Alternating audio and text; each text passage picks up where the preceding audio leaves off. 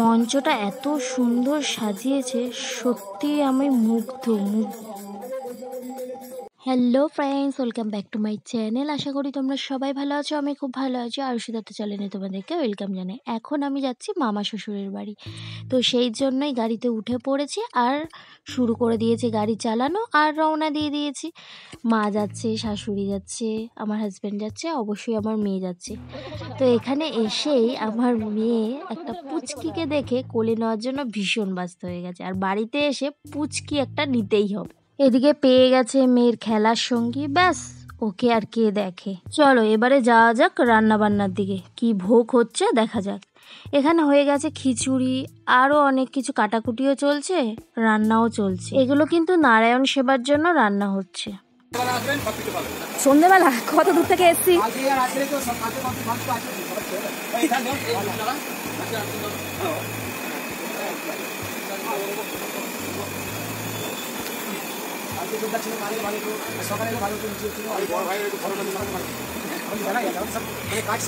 শেষের পথে এখন আলু চালাচ্ছি। দেখেছো, আসল জিনিসটাই তো দেখানো হয়নি, তো চলো দেখে নাও। এই হলো মহাপ্রভুর মঞ্চ, যেখানে অনেক ভোগ, মালসা, প্রসাদ দেওয়া হয়েছে। ভালো করে তোমরা দেখো, মঞ্চটাও যেমন সুন্দর হয়েছে। এটা কিন্তু প্রতিটা বছর হয়, প্রত্যেক বছর আসাটা সম্ভব হয় না, যেহেতু বড় কাছারি মুচি সাহা, বড় কাছারির পরে মানে মুচি সাহা বলে একটা জায়গা আছে, তো সেখানেই।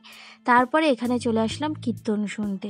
এই পুজো কিন্তু 3 দিন ধরে হয়, আর মেন আজকে আসার কারণ হচ্ছে আমার মেয়ের মানসিক ছিল। বিয়ের পর কিন্তু 1 বছর এসেছিলাম, তো যাই হোক মেয়ের মানসিকটার জন্যই মেয়ে না আসা। মামি শাশুড়ি করেছিল মানসিক আমার মেয়ের জন্য। আমার বরকে দেখছো যে মাথায় বাতাসা নিয়ে 7 পাক ঘুরছে, তো সেটাই। তারপরে কিছু রিচুয়াল ছিল, সেগুলো করলো, তারপরে শান্তির জল দিল। এখানে আমি কি করলাম না করলাম ক্যামেরায় তোমাদের কিছু দেখাতে পারলাম না, কারণ আমি নিজেই ক্যামেরাম্যান ছিলাম আর আমার বর ছিল ব্যস্ত। তো চলো আজকের জন্য টাটা।